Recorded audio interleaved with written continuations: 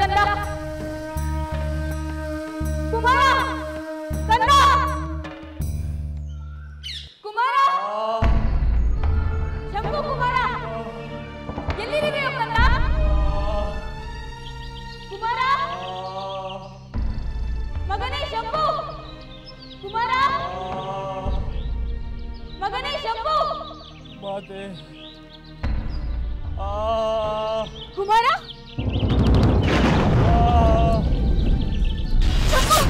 ಮಾತೆ ಏನಾಯ್ತು ಕಂದ ನಿನಗೆ ಏಕೆ ಇಲ್ಲಿ ಬಿದ್ದಿರುವೆ ಬಾಣ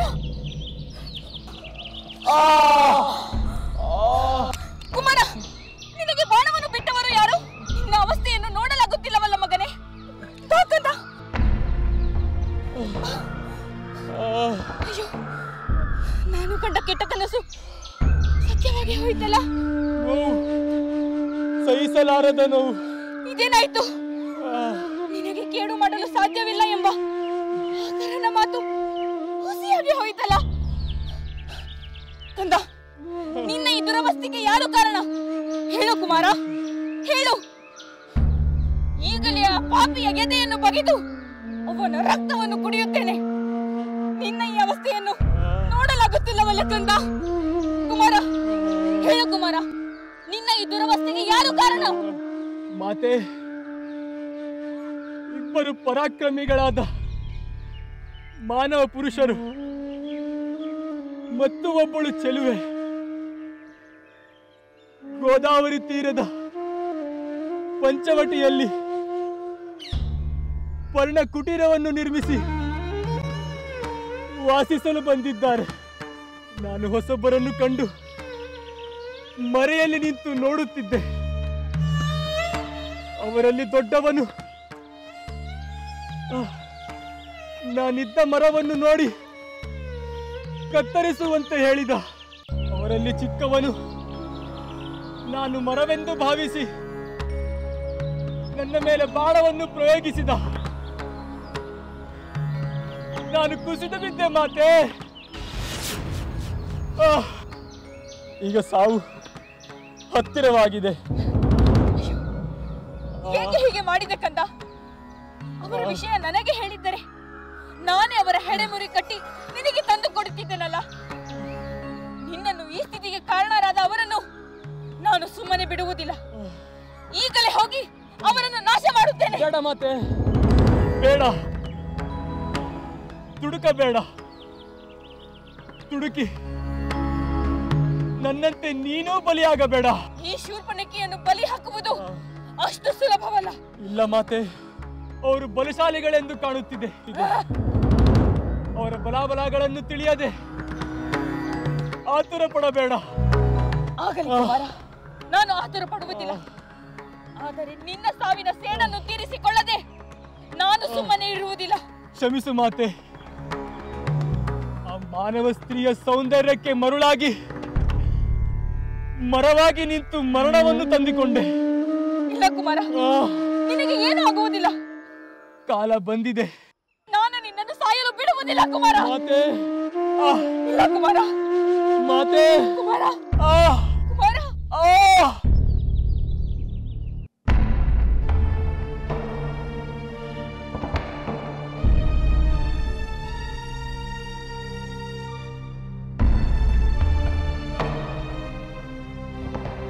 ರಾವಣ, ನಾನು ನಿನಗೆ ಅಂದೇ ಹೇಳಿದೆ, ಈ ಸಾಹಸದಲ್ಲಿ ಅನಾಹುತವಿದೆ ಎಂದು. ನೀನು ಎಚ್ಚರ ವಹಿಸಲಿಲ್ಲ. ಪರಶಿವನಿಂದ ಆತ್ಮಲಿಂಗವನ್ನು ತರುತ್ತೇನೆ ಎಂದು ಹೇಳಿ ಹೋಗಿ ಘನಘೋರವಾದ ಅಪಚಾರವನ್ನೇ ಮಾಡಿ ಬಂದಿರುವೆಯಲ್ಲ. ನನ್ನ ಮಗ ಪ್ರಾಯಶ್ಚಿತ್ತವೇ ಇಲ್ಲದಂತಹ ಪಾಪವನ್ನು ಮಾಡಿಬಿಟ್ಟನಲ್ಲ.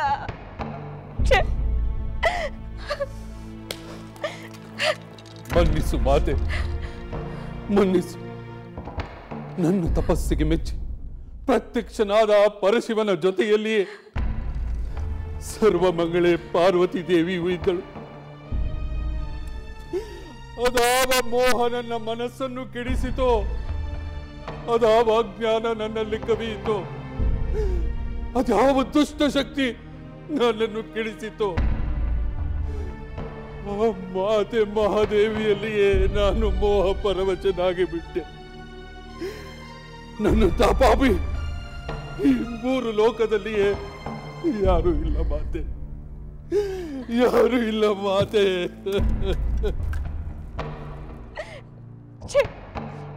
ನಾನು ತಲೆ ಎತ್ತದಂತೆ ಮಾಡಿಬಿಟ್ಟೆ. ಹೇ ಪರಮೇಶ್ವರ, ಪರಮ ಕೃಪಾಳು, ಏಕೆ ನನ್ನ ಅಜ್ಞಾನವನ್ನು ಅಳಿಸಲಿಲ್ಲ ಪ್ರಭು? ಏಕೆ ನಿನ್ನ ಆಯುಧದಿಂದ ನನ್ನನ್ನು ಚುಚ್ಚಿಕೊಳ್ಳಲಿಲ್ಲ? ನಿನ್ನ ಹಣೆಗಣ್ಣನ್ನು ತೆಗೆದು ನನ್ನನ್ನೇಕೆ ಸುಟ್ಟು ಭಸ್ಮ ಮಾಡಲಿಲ್ಲ ಪ್ರಭು? ಭಸ್ಮ ಮಾಡಲಿಲ್ಲ. ನನ್ನ ಈ ಘೋರ ತಪ್ಪಿಗೆ ಶಿಕ್ಷೆಯನ್ನು ಕೊಡದೆ ನಾನು ಕೇಳಿದನೆಂದು ಆ ಮಾತೆಯನ್ನು ನನಗೆ ದಯಪಾಲಿಸಿ ನನ್ನನ್ನು ಪತಿತನನ್ನಾಗಿ ಮಾಡಿದೆಯಲ್ಲ ಪ್ರಭು, ನನ್ನನ್ನು ಪತಿತನನ್ನಾಗಿ ಮಾಡಿದೆಯಲ್ಲ.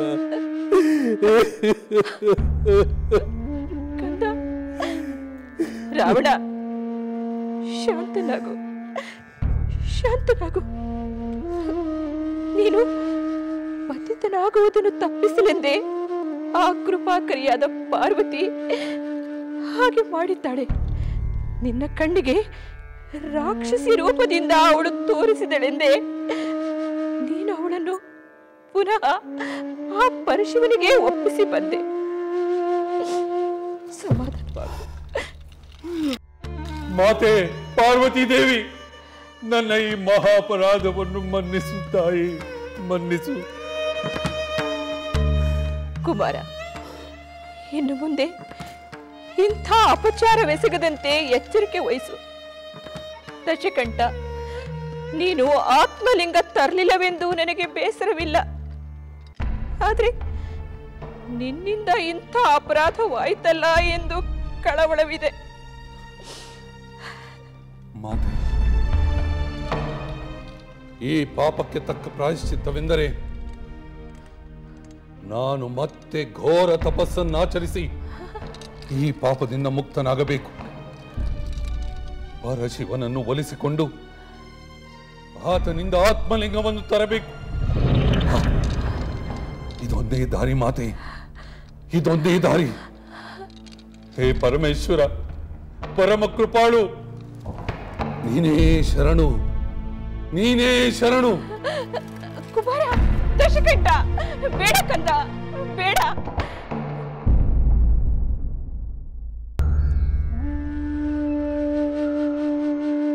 ಸೋದರಿ ಶೂರ್ಪನಖಿ, ನನ್ನನ್ನು ಕ್ಷಮಿಸು. ದಂಡಕಾರಣ್ಯದ ಈ ಜನಸ್ಥಾನದಲ್ಲಿ ವೀರರಾದ ರಾಕ್ಷಸ ವೀರರನ್ನು ಎದುರಿಸಿ ಗೆಲ್ಲುವ ವೀರರು ಯಾರೂ ಇಲ್ಲವೆಂದುಕೊಂಡಿದ್ದೆ.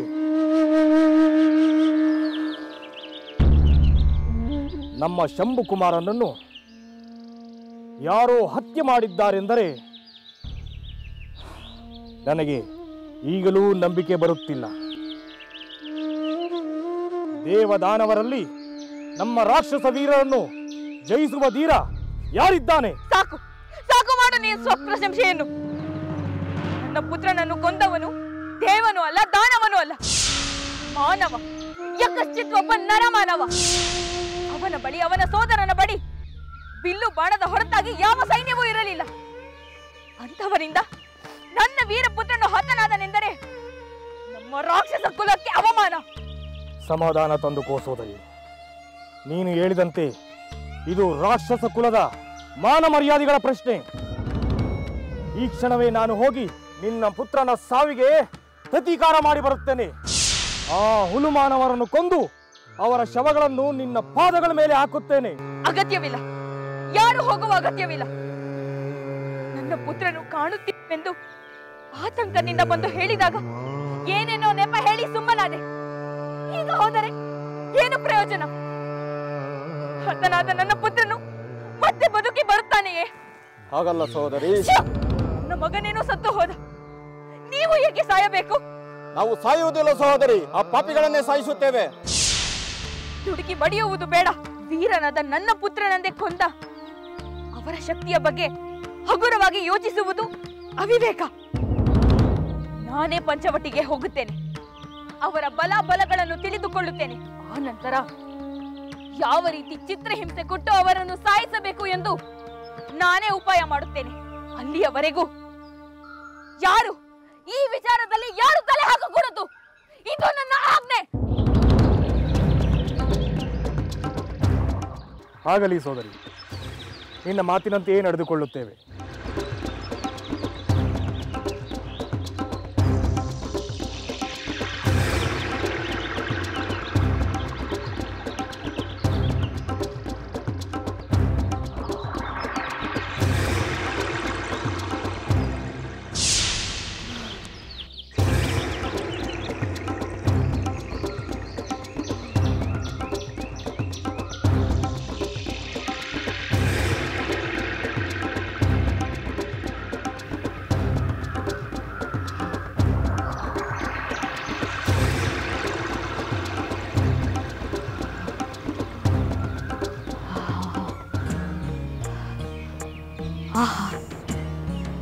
ಎಂತಹ ಸುಂದರ ಪುರುಷ! ಯಕ್ಷ ಗಂಧರ್ವ ಕಿನ್ನರ ಕಿಂಪುರುಷರಲ್ಲಿ ಇವನಷ್ಟು ಮನೋಹರವಾಗಿರುವವನನ್ನು ನಾನು ಎಲ್ಲೂ ಕಂಡಿಲ್ಲ. ನಾನು ನನ್ನ ಯಕ್ಷ ಪತಿಯನ್ನು ಕಳೆದುಕೊಂಡ ನಂತರ ಆಸೆ ಪಡುತ್ತಿರುವ ಪುರುಷ ಇವನೊಬ್ಬನೇ. ಇವನು ನನ್ನ ಪತಿಯಾಗಬೇಕು. ಇವನು ನನ್ನ ಪತಿಯಾಗುವುದಾದರೆ ನನ್ನ ಪುತ್ರನ ಮರಣಕ್ಕೆ ಇವರು ಕಾರಣರೆಂಬ ಕ್ರೋಧವನ್ನು ನಾನು ಮರೆತು ಬಿಡುತ್ತೇನೆ. ಆದರೆ ಇವನಿಗಾಗಲೇ ಮದುವೆಯಾಗಿರುವಂತಿದೆ. ಅವಳೇ ಇವನ ಪತ್ನಿ ಇರಬೇಕು. ಅವಳು ಅವನ ಮೇಲೆ ಎಷ್ಟು ಪ್ರೇಮವನ್ನು ತೋರಿಸುತ್ತಿದ್ದಾಳೆ. ಅಂತಹ ಸುಂದರವಾದ ಪುರುಷನ ಮೇಲೆ ಯಾರೂ ತಾನೇ ಪ್ರೇಮವನ್ನು ತೋರಿಸುವುದಿಲ್ಲ.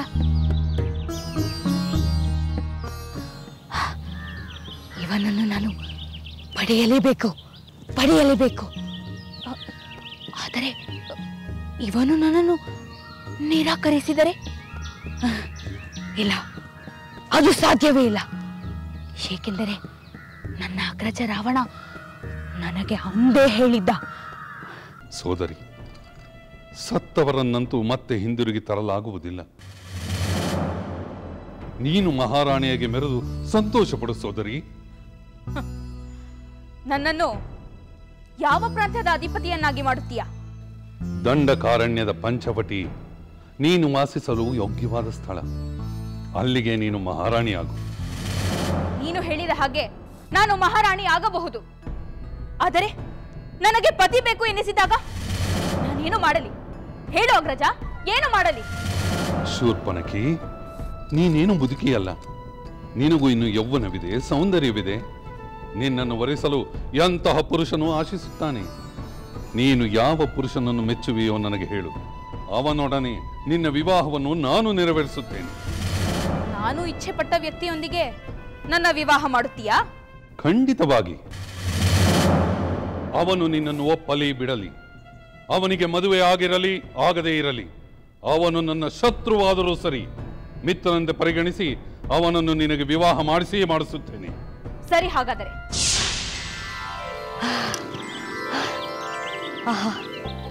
ಈ ಸುಂದರಾಂಗನನ್ನು ನಾನು ಪಡೆಯಲೇಬೇಕು.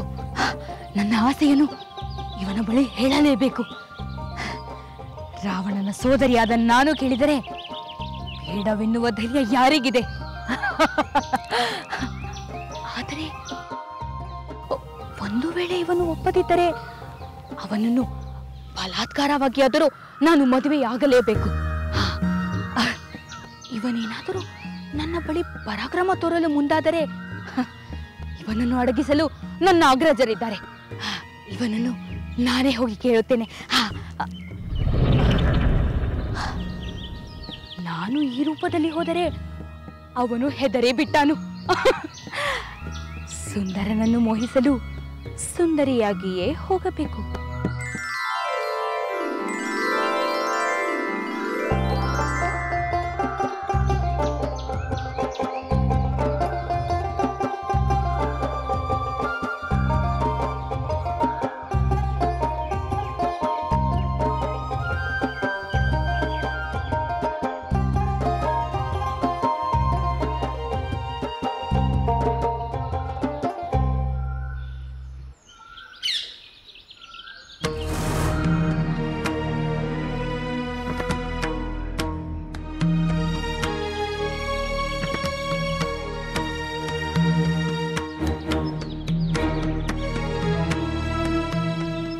ಯಾರು ನೀನು? ನನ್ನ ವಿಷಯವಿರಲಿ, ಈ ಅರಣ್ಯ ಪ್ರದೇಶದಲ್ಲಿ ನಿಮ್ಮನ್ನು ಹೊಸದಾಗಿ ಕಾಣುತ್ತಿದ್ದೇನೆ. ನಿಮ್ಮ ಬಗ್ಗೆ ನನಗೆ ಬಹಳ ಕುತೂಹಲವಾಗಿದೆ. ಹೌದು, ನಾವು ಈ ಅರಣ್ಯದಲ್ಲಿ ಹೊಸದಾಗಿ ಬಂದು ನೆಲೆಸಿದ್ದೇವೆ. ಸುಂದರಾಂಗ, ನಾರಮಡಿಯುಟ್ಟು ಜಟಾಧಾರಿಯಾಗಿರುವ ನೀನು ಧನುರ್ಬಾಣಗಳನ್ನು ಹೊಂದಿರುವೆ. ಜೊತೆಯಲ್ಲಿ ನಿನ್ನ ಪತ್ನಿಯೂ ಇದ್ದಾಳೆ. ರಾಕ್ಷಸರ ವಾಸಸ್ಥಾನವಾದ ಈ ಅರಣ್ಯ ಪ್ರದೇಶಕ್ಕೆ ನೀನು ಏಕೆ ಬಂದಿರುವೆ? ಎಲ್ಲಿಂದ ಬಂದಿರುವೆ? ಇಲ್ಲಿ ಏಕೆ ವಾಸವಾಗಿರುವೆ? ನಿನ್ನ ಕುತೂಹಲ ಸಹಜ. ನಾನು ಅಯೋಧ್ಯೆಯ ದಶರಥ ಮಹಾರಾಜರ ಪುತ್ರ. ನನ್ನ ಹೆಸರು ರಾಮ. ಈಕೆ ನನ್ನ ಪತ್ನಿ ಸೀತೆ. ಪಿತೃವಾಕ್ಯ ಪರಿಪಾಲನೆಗಾಗಿ 14 ವರ್ಷಗಳ ಕಾಲ ವನವಾಸ ಮಾಡಲು ನಾನು ಈ ಅರಣ್ಯಕ್ಕೆ ನನ್ನ ಸತಿ ಹಾಗೂ ಸೋದರ ಲಕ್ಷ್ಮಣನೊಂದಿಗೆ ಬಂದಿದ್ದೇನೆ. ನೀನ್ಯಾರು? ನಿನ್ನ ಈ ಮನೋಹರವಾದ ರೂಪವನ್ನು ಕಂಡರೆ ನೀನು ರಕ್ಕಸಿ ಎಂಬ ಭಾವನೆ ಬರುತ್ತದೆ. ಹೇಳು, ನಿಜವನ್ನೇ ಹೇಳು. ನನ್ನಿಂದ ನಿನಗೇನಾಗಬೇಕಾಗಿದೆ? ಸತ್ಯವನ್ನೇ ಹೇಳುತ್ತೇನೆ. ನಿನ್ನ ಬಳಿ ಸುಳ್ಳು ಹೇಳಲು ನನಗೆ ಮನಸ್ಸಾಗುತ್ತಿಲ್ಲ. ನಿಜ, ನಾನು ಬೇಕಾದಾಗ ಬೇಕಾದ ರೂಪವನ್ನು ಧರಿಸಬಲ್ಲ ರಾಕ್ಷಸಿ ಶೂರ್ಪನಖಿ.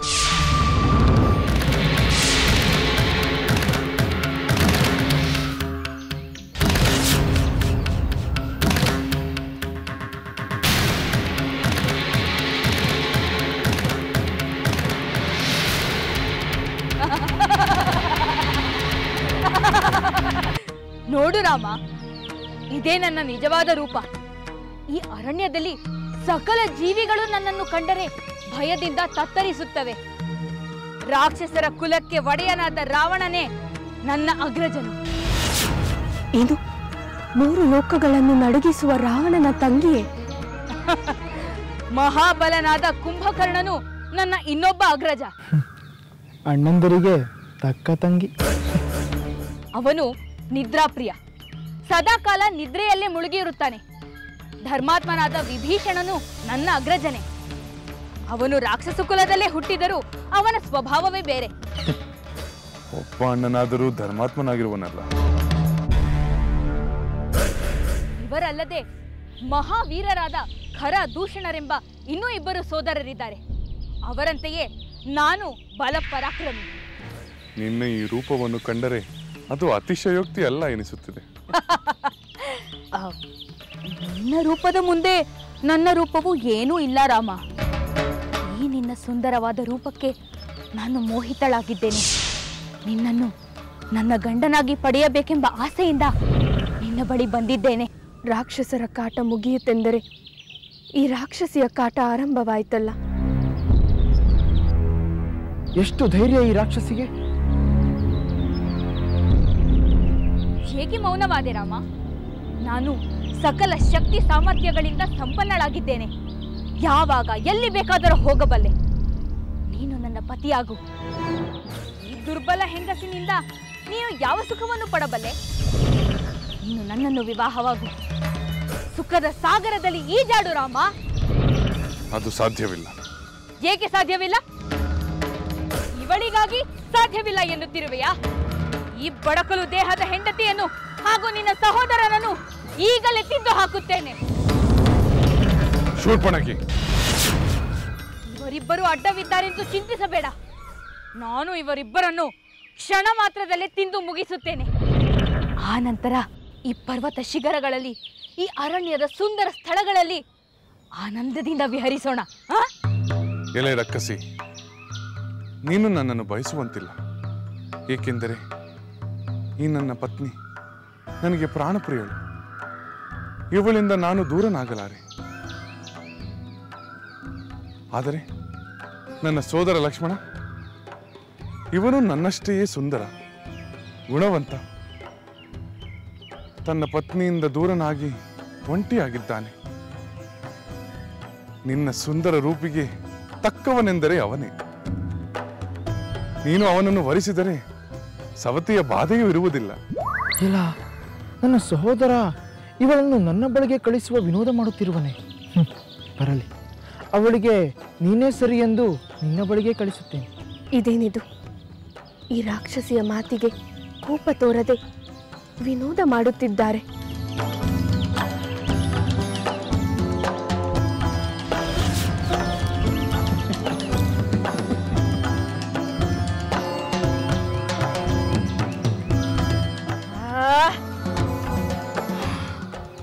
ಲಕ್ಷ್ಮಣ, ನಿನ್ನ ಅಗ್ರಜ ರಾಮನು ಹೇಳಿದ್ದು ನಿಜವೇ? ನೀನು ಸುಂದರನೇ, ನನಗೆ ತಕ್ಕವನೇ. ಬಾ, ನನ್ನನ್ನು ವರಿಸು. ನಾವಿಬ್ಬರು ಈ ದಂಡಕಾರಣ್ಯದಲ್ಲಿ ಆನಂದದಿಂದ ಕಾಲ ಕಳೆಯೋಣ.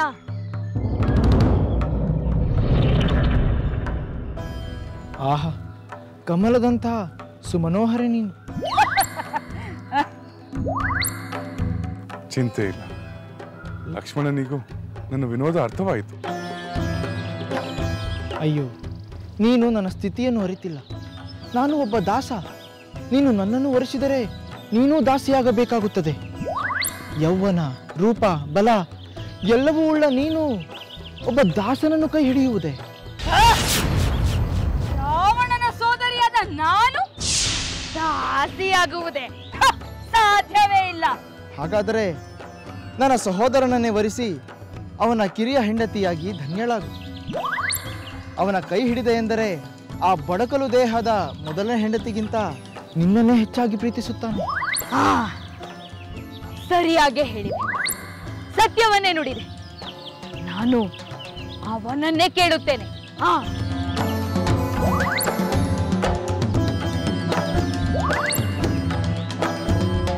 ಅಯ್ಯೋ ದೇವರೇ, ಈ ಅಣ್ಣ ತಮ್ಮಂದಿರ ವಿನೋದದಿಂದ ಇನ್ನೇನು ಕಾದಿದೆಯೋ? ರಾಮ, ನೀನು ಹೀಗೆ ಮಾಡಬಹುದೇ?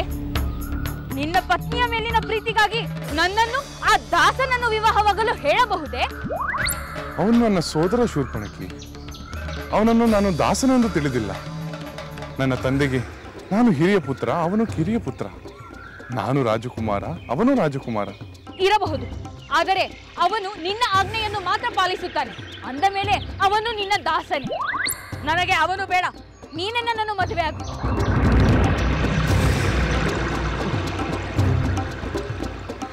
ಅಯ್ಯೋ ಶೂರ್ಪಣಖಿ, ಇಷ್ಟು ವಿನೋದವನ್ನು ಅರ್ಥ ಮಾಡಿಕೊಳ್ಳಲಾಗದ ನಿನಗೆ ನಾನು ಏನು ಹೇಳಲಿ? ಅಷ್ಟೆಲ್ಲ ಅರ್ಥವಾಗುವಂತಿದ್ದರೆ ಇವಳು ಏಕೆ ರಾಕ್ಷಸಿಯಾಗುತ್ತಿದ್ದಳು?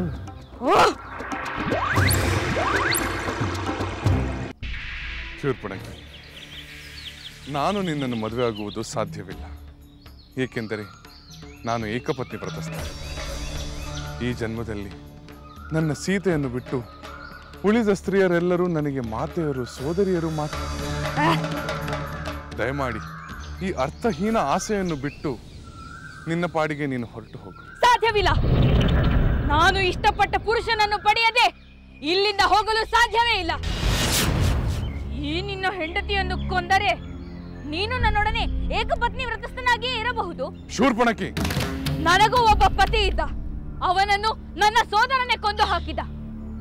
ನಿನ್ನ ಹೆಂಡತಿಯನ್ನು ನಾನು ಕೊಲ್ಲುತ್ತೇನೆ. ಆನಂತರ ನಾವು ವಿವಾಹಿತರಾಗಿ ಈ ಅರಣ್ಯ ಪ್ರದೇಶಗಳಲ್ಲಿ ಆನಂದದಿಂದ ವಿಹರಿಸೋಣ. ಹೌದು ರಾಮ, ಇವಳು ಇರುವವರೆಗೂ ನೀನು ನನ್ನ ಮೇಲೆ ಮನಸ್ಸು ಮಾಡುವುದಿಲ್ಲ. ಮೊದಲು ಇವಳನ್ನು ತಿಂದು ಹಾಕುತ್ತೇನೆ. ಸೀತೆ, ಲಕ್ಷ್ಮಣ, ಕ್ರೂರಿಗಳು ಅನಾರ್ಯರಾದವರೊಡನೆ ಯಾವುದೇ ಕಾರಣದಿಂದಲೂ ಪರಿಹಾಸ ಸಲ್ಲದು. ಇವಳನ್ನು ಹೀಗೆ ಬಿಟ್ಟರೆ ಸೀತೆಯನ್ನು ತಿಂದೇ ಬಿಡುತ್ತಾಳೆ. ಈ ದುಷ್ಟ ಹೆಂಗಸಿನ ರೂಪಿನಷ್ಟೇ ಬುದ್ಧಿಯು ವಿಕಾರವಾಗಿದೆ. ಇವಳನ್ನು ಇನ್ನಷ್ಟು ವಿರೂಪಗೊಳಿಸಿ ಇಲ್ಲಿಂದ ಅಟ್ಟಿಬಿಡು.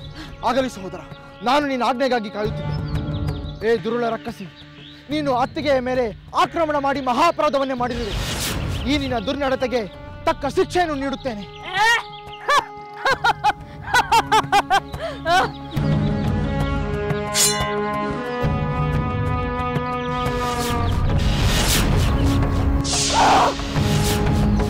ಸ್ವಾಮಿ,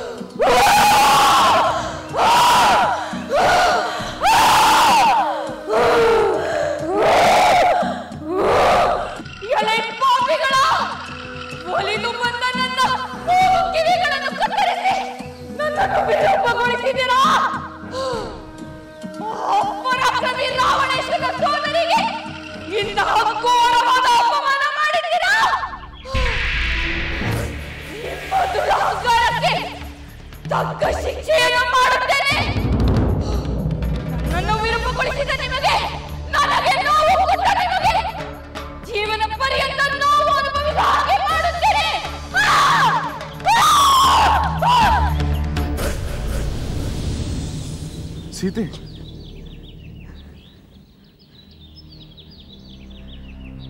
ಏನು ಸ್ವಾಮಿ?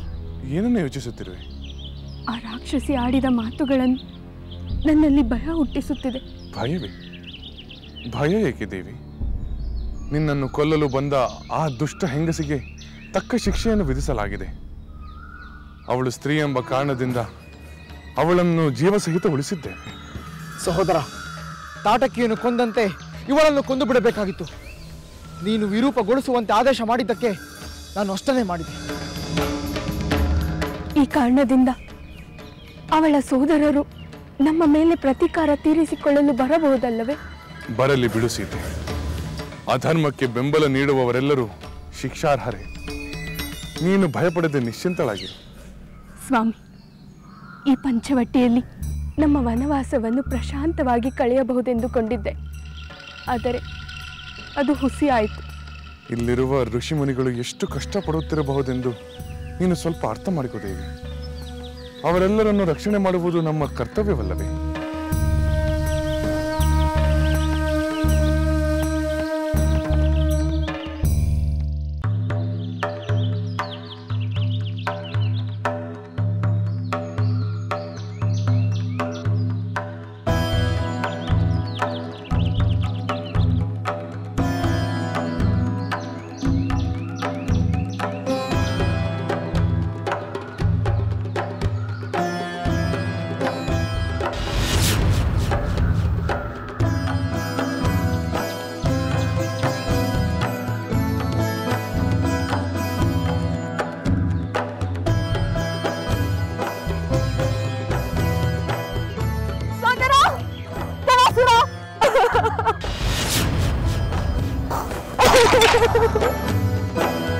ಸೋದರಿ ಶೂರ್ಪನಖಿ, ಏನೀನೆತ್ತರು?